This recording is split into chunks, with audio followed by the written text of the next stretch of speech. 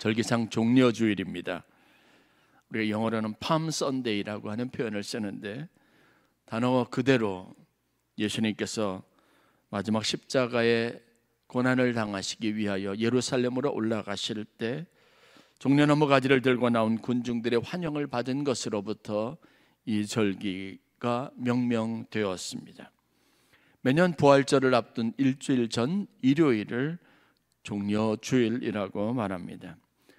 이때로부터 7일간 기독교에서는 그리스도의 고난을 기념하는 고난주간을 보내게 됩니다.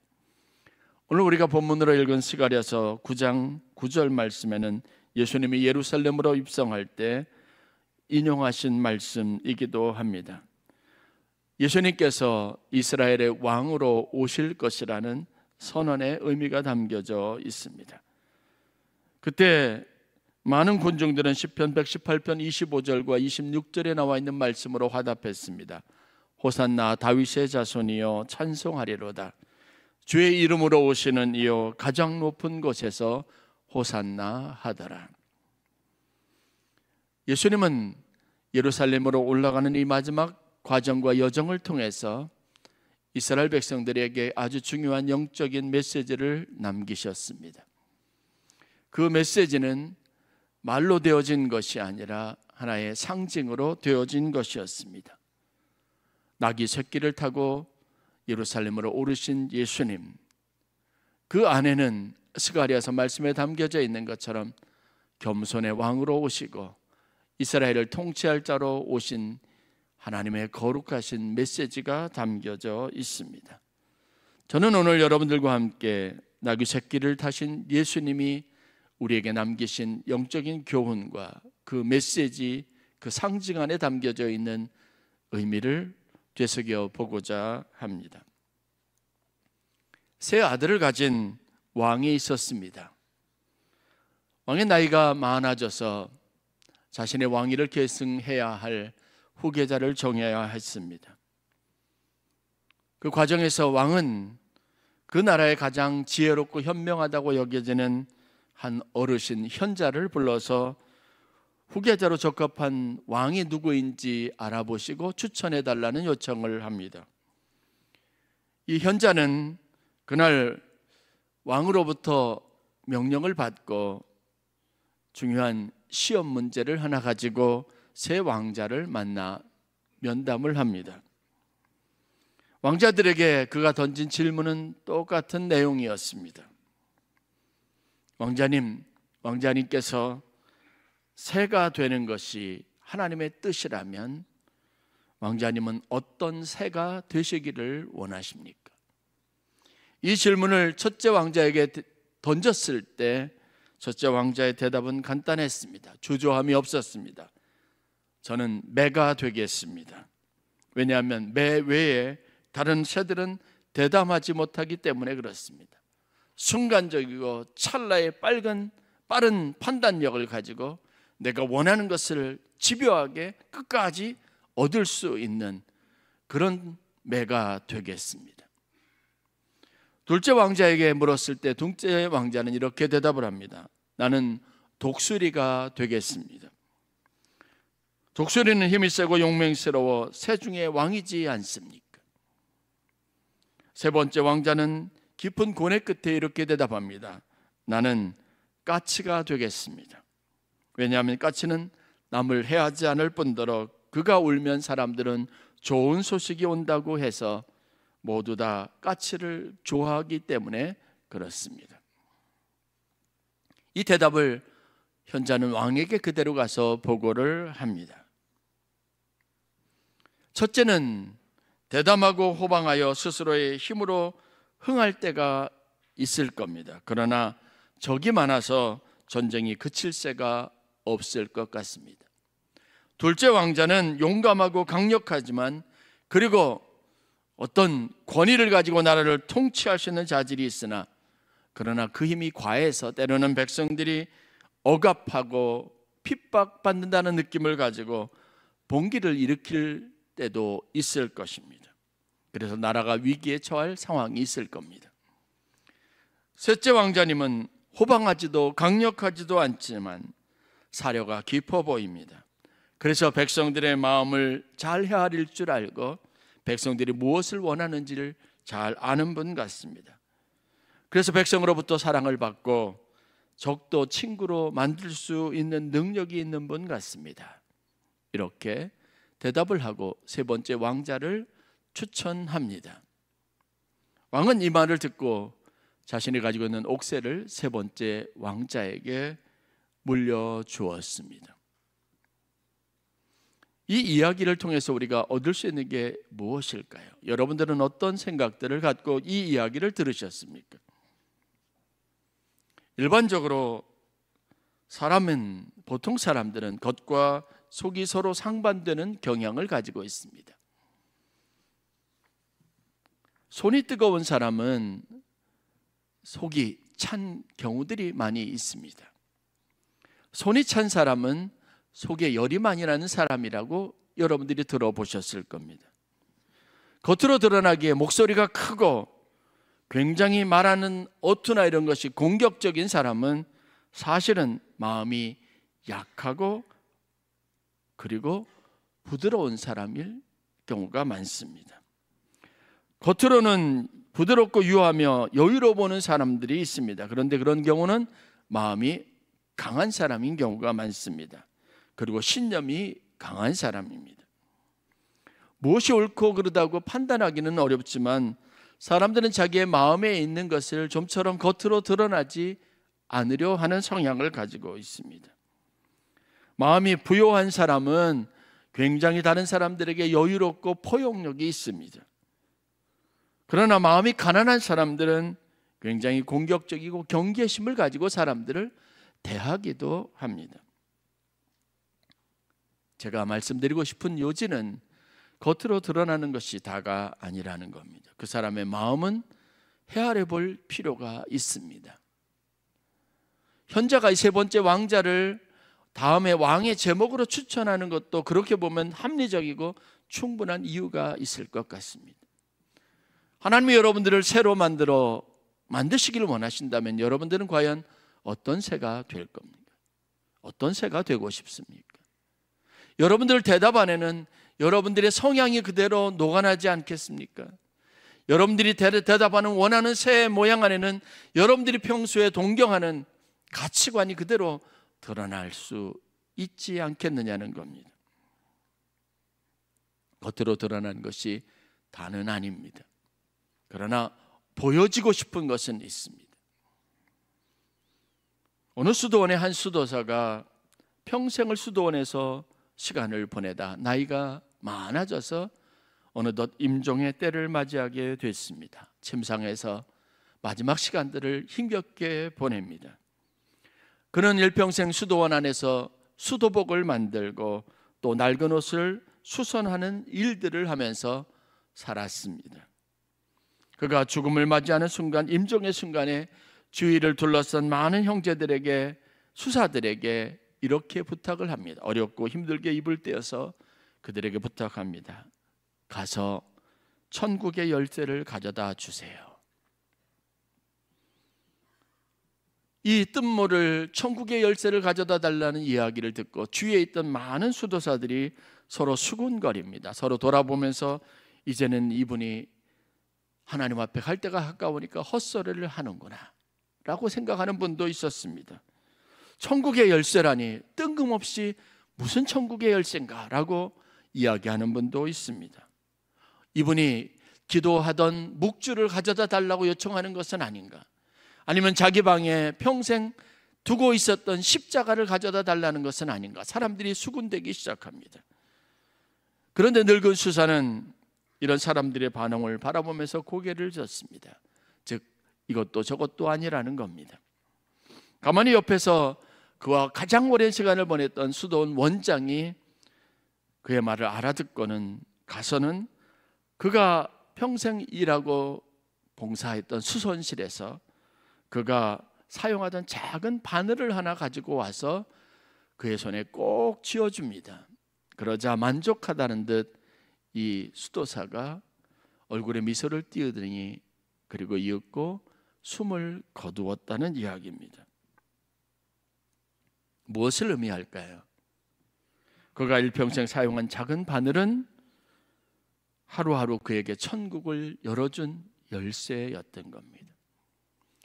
다른 사람이 어떻게 생각하든 그 바느질을 하면서 자기는 하나님께 나아가고 하나님 앞에 나아가는 연습을 하고 신앙을 지키고 믿음의 본질을 따르려는 마음으로 평생을 살았다는 겁니다. 해마다 연회가 열립니다. 이번에는 올림픽공원에 있는 임마누엘 교회에서 4월 4일과 5일 이틀 동안 서울 남연회가 열리게 됩니다. 연회가 여러 가지 많은 의견들과 안건들을 다루고 연회의 중요한 살림살이나 예산을 결정하는 일도 하지만 연회에서 하는 가장 중요한 굉장히 의미 있는 두 가지 의식이 있습니다. 예식이 있습니다. 그 첫 번째는 목사 안수식입니다. 5일 날이고 저희 교회에서 사역했던 이진우 전도사가 이번에 목사 안수를 받게 됩니다. 그리고 제게는 늘 언제나 깊은 감동으로 다가오는 예식이 하나 있는데 그 예식은 바로 은퇴 예식입니다. 그날을 기점으로 해서 그에게 지워져 있던 한 목회자에게 지워져 있던 평생 목회의 일이 공식적으로 감독의 선언과 함께 맞춰지게 됩니다. 미리 아무리 많은 준비를 했어도 그날 감독의 선언과 함께 그의 목회 여정은 공식적으로 끝이 나게 되어져 있습니다. 은퇴의 시기 되면 저 뒤에 서 있다가 올겐 연주가 시작이 됩니다. 장엄한 올겐 연주와 함께 예배 순서대로 감독님과 함께 깃발과 함께 그리고 일평생 목회하신 목사님들 사모님들이 나란히 입장을 합니다. 그때 연회원들이 전체 다 같이 일어나서 뜨거운 박수로 그분들의 입장을 환영합니다. 그리고 저희 예식 예전에 따라서 절차에 따라서 은퇴 예식이 진행이 됩니다. 모든 절차가 마쳐지면 감독이 연회원들 앞에서 공식적으로 선언합니다. 그분들 이름을 한 사람 한 사람 부르면서 이분들이 이제 기독교 대한감리회 서울 남연회에서 은퇴한 목회자임을 선언합니다. 그러면 회중들이 다 같이 일어나서 이분들에게 뜨거운 박수를 보냅니다. 한 30초에서 1분 가까이 박수를 보내면 이분들이 감사 인사를 연회원들에게 머리 숙여서 합니다. 그 자리에는 가족도 있고 은퇴하는 해당 교회의 교인들도 있고 그리고 후배 목사들이 함께 있습니다. 굉장히 감동적인 시간입니다. 저는 개인적으로 그 순간을 바라보면서 은퇴하시는 분들을 보면서 굉장히 많은 생각들을 갖습니다. 그리고 제 안에 늘 언제나 존경심이 있습니다. 오랜 시간을 그렇게 목회해 오신 분들이 얼마나 수고가 많았을까? 저 자리에 있기까지 얼마나 많은 갈등과 어려움이 있었을까? 그리고 제 마음의 소원도 아마 그곳에 있는 분들도 다 똑같을 겁니다. 나로 끝까지 저렇게 은퇴하는 자리에 설 수 있을까? 그러면서 하나님 앞에 소원을 가지고 기도합니다. 여러분, 많은 말을 하지 않아도 그분의 살아왔던 인생을 다 펼쳐 보이지 않아도 그 순간 그 자리에 서 있는 것 자체가 우리가 그분들에게 보낼 수 있는 최고의 존경, 마음을 담아서 뜨겁게 축복하며 박수해야 될 충분한 이유를 가지고 있습니다. 때로는 말하지 않아도 설명하지 않아도 겉으로 드러나 보여지는 그 모습을 통해서 그 작은 몸짓을 통해서 우리는 많은 인생의 보화와 같은 비결들을 배울 수가 있습니다. 예수님은 마지막 고난의 길, 십자가의 길을 가기 전에 그 이전에 예루살렘을 방문할 때와는 다른 특별한 준비를 하시고 그리고 아주 의미 있는 선택을 하셨습니다. 그게 우리가 종려주의를 기념하고 예수님의 마지막 나귀 새끼를 타고 예루살렘에 입성하는 과정 안에 드러나 있는 그분이 많은 사람들에게 남겨주고 싶었던 메시지입니다. 아무든지 나를 따라오려거든 나와 같이 되려는 사람이 있다면 이와 같아야 된다는 메시지를 주었습니다. 그것은 다른 사람들에 의해서 강제로 벗겨지고 매달려진 십자가의 고통과는 다른 의미입니다. 아주 작은 몸짓을 통해서, 선택을 통해서 둘러싸여 있는 많은 군중들에게 주고 들려주고 싶었던 그분이 선택하셨던 가장 아름다운 메시지입니다. 그 메시지가 뭔지 아십니까? 그것이 바로 나귀의 새끼를 타는 것이었습니다. 예수님이 선택하셨던 가장 영광스러운 것은 나귀의 새끼를 타고 예루살렘에 입성하는 겁니다. 사람들에게 환호를 받는 겁니다. 사람들이 기대하는 것과 그리고 예수님이 그들에게 주려고 하는 사이에 묘한 언밸런스, 어색한 모습이 있었지만 그것은 가장 숭고하고 아름다운 예수님이 꿈꾸셨던 가장 그들에게 보여주고 싶었던 메시지입니다. 말을 탈 수도 있었습니다. 그러나 예수님의 선택은 말이 아니었습니다. 나귀였습니다. 그것도 한 번도 메어보지 못한, 사람들 안장조차 얹어보지 못했던 나귀의 새끼를 선택했습니다. 그게 성경이 말하는 것이었습니다. 왜 그렇게 하셨을까요? 예수님은 제자들에게 그 말씀을 인용하시면서 스가랴서 선지자에게 주셨던 9장 9절의 말씀, 고통받고 억압받고 나라를 빼앗기고 힘든 상황 가운데 내몰렸던 처참한 비극적인 삶을 살던 하나님의 백성들에게 왕이 오시고 그들을 다스릴 왕이 오신다는 겁니다. 그 왕은 겸손하여서 나귀 곧 나귀의 새끼를 타니 이스라엘의 왕이다라고 선언했던 그 말씀을 인용하셨습니다.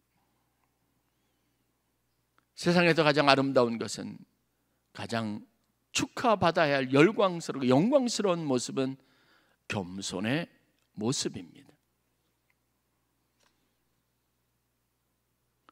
사람들이 높아지는 것은 누구나 할 수 있습니다.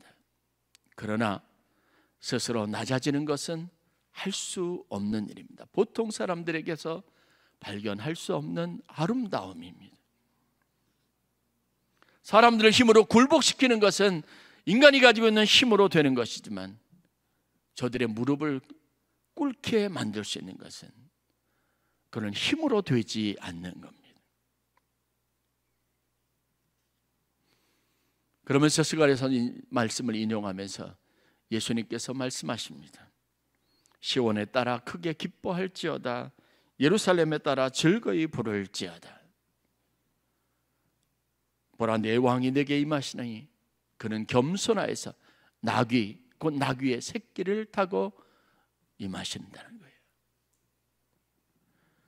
하나님이 우리에게 말씀하시는 가장 영광스러운 순간은 자기를 낮추는 겁니다. 자기를 부인하는 겁니다. 그리고 하나님이 내게 주신 십자가를 묵묵히 질 수 있는 겁니다. 인간의 죄는 교만으로부터 시작됐습니다. 그래서 모든 사람들은 다 교만으로 경쟁합니다. 누가 더 우위를 가지고 드러내는지, 사람들에게 더 높아지려고 하는 다툼 속에 있습니다. 그런데 겸손하는 것은 누구나 할 수 없고, 인간이 좀처럼 자기 안에 소유할 수 없는 것이기에 귀한 겁니다.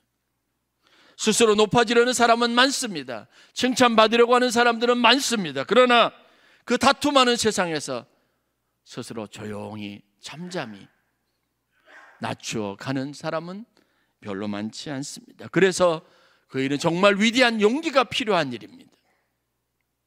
그것은 자기를 쳐서 낮추고 부인하지 않으면, 복종하지 않으면, 십자가를 묵상하지 않으면 할 수 없는 일입니다.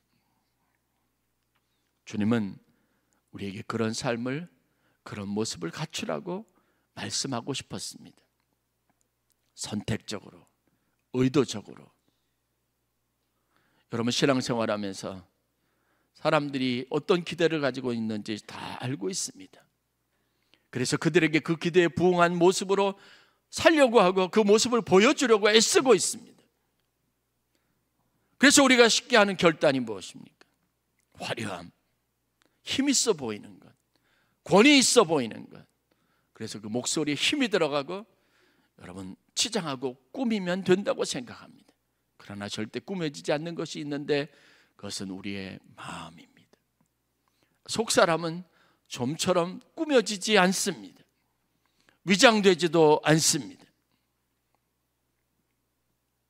그래서 주님은 우리에게 그리스도의 마음을 가지라고 말합니다. 그래야 낮아질 수 있습니다. 낮칠 수 있습니다.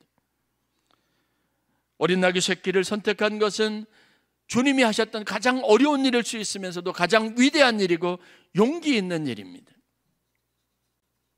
저와 여러분들이 힘써야 할 일입니다. 내가 주장하지 않아도, 요구하지 않아도 사람들이 우리에게, 우리의 모습에 감동받고 우리에게서 그리스도를 발견할 수 있도록 추구하는 삶을 귀하다고 여겨야 합니다. 교회는 그 정신이 살아있고 그것을 높은 가치, 귀한 가치로 여기고 그것을 향해서 무한한 존경심을 보내고 그리고 존중해 줄 때 교회로서 참된 힘을 발휘할 수 있다는 것을 저와 여러분들이 묵상할 수 있기를 바랍니다. 그것을 주님께서 선택적으로 우리에게 메시지로 남겨주셨습니다. 제가 여러분들에게 존경을 강요하고 제 말을 들으라고 강요한다면 얼마나 꼴불견이겠어요. 여러분들이 아낌없이 그런 저의 요구에 부응해서 존경심을 보낼 수 있겠습니까? 하나님은 사람들에게 영광을 받으시길 원하셔서 스스로 낮아지셨습니다. 사람이 되셨습니다. 십자가에서 조롱을 당하셨습니다. 바울은 이런 예수님의 모습, 하나님의 사랑을 묵상하며 우리에게, 교회와 성도들에게 아주 중요한 가르침을 줍니다. 너희 안에 이 마음을 품으라. 곧 그리스도 예수의 마음이, 그는 근본 하나님의 본체시나 하나님과 동등됨을 취할 것으로 여기지 아니하시고 오히려 자기를 비워 종의 형체를 가지사 사람들과 같이 되셨고 사람의 모양으로 나타나사 자기를 낮추시고 죽기까지 복종하셨으니 곧 십자가에서 죽으심이라. 그 다음에 이어지는 말씀을 우리가 새겨야 합니다. 이러므로 하나님이 그를 지극히 높여 모든 이름 위에 뛰어난 이름을 주사 하늘에 있는 자들과 땅에 있는 자들과 땅 아래에 있는 모든 자들로 모든 무릎을 예수의 이름에 꿇게 하셨다는 겁니다. 나귀 새끼를 타신 예수님의 등장에 사람들이 자기의 겉옷을 벗어서 바닥에 깔았습니다. 나뭇가지를 들고 바닥에 깔고 어떤 이는 흔들며 호산나 찬송하리로다. 다윗의 자손의 이름으로서의 호산나 찬송의 목소리를 높였습니다. 교회와 신앙은 겸손함을 가장 최우선의 가치를 두는 여러분 특징을 가지고 있습니다.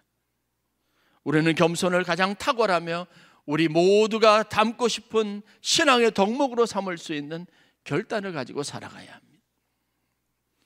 이 사순절과 고난의 저간을 보내면서 우리가 우리 안에서 확대해야 될 것, 우리 마음을 꽉 채워야 될 것은 낮아지고자 하는 결단인 줄 믿으시기를 주의 이름으로 간절히 축원합니다. 나귀 새끼를 선택하고 나귀 새끼를 타고자 하는 여러분의 마음과 헌신이 있는 여러분 고난의 주관이 되실 수 있기를 주의 이름으로 간절히 축원합니다.